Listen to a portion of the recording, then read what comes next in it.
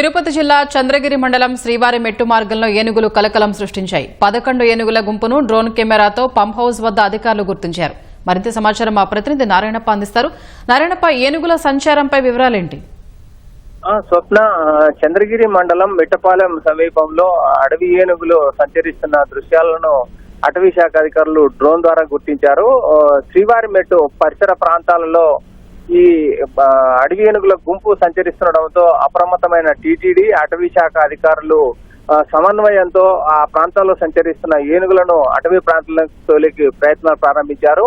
ఇవాళ ఉదయం నుంచి ఆ పరిసర ప్రాంతాల్లో, నిన్న రాత్రి నుంచి ఆ పరిసర ప్రాంతాల్లో సంచరిస్తూ ఇవాళ ఉదయం శ్రీవారి మెట్టు సమీపంలోకి రావడంతో అప్రమత్తమైన టీటీడీ విజిలెన్స్ అధికారులు, అటవీ అధికారులు ఆ ఏనుగులను అటవీ ప్రాంతంలోకి తోలేందుకు ప్రయత్నించారు. ఈ నేపథ్యంలో భద్రతా దృష్ట్యా శ్రీవారి మెట్టు మార్గం గుండా తిరుమలకు చేరుకునే భక్తులను ముందు జాగ్రత్తగా శ్రీవారి మంగాపురం నుంచి శ్రీవారి మెట్టు మార్గం దారి వరకు గుంపులుగా భక్తులను అనుమతిస్తున్నారు. అదేవిధంగా అటవీ శాఖ అధికారులతో సమన్వయం చేసుకుంటూ ఆ పరిసర ప్రాంతాల్లో సంచరిస్తున్న ఏనుగులను అటవీ ప్రాంతాలకు తోలేందుకు కూడా టీటీడీ అధికారులు, అటవీ శాఖ అధికారులకు సహకరిస్తున్నారు.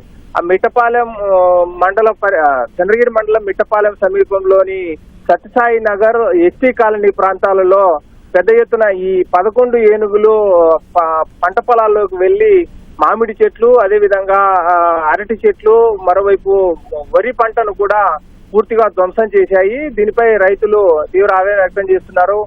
గడిచిన కొంతకాలంగా ఈ ప్రాంతాల్లో ఏనుగులు సంచరిస్తున్నప్పటికీ అటవీ శాఖ అధికారులు సరైన జాగ్రత్తలు తీసుకోకపోవడంతో తమ పంట పొలాలు నష్టపోతున్న పరిస్థితి ఎదుర్కొందన్న అభిప్రాయం రైతుల్లో వ్యక్తమవుతుంది. స్వప్న, ధన్యవాదాలు నారాయణప్ప.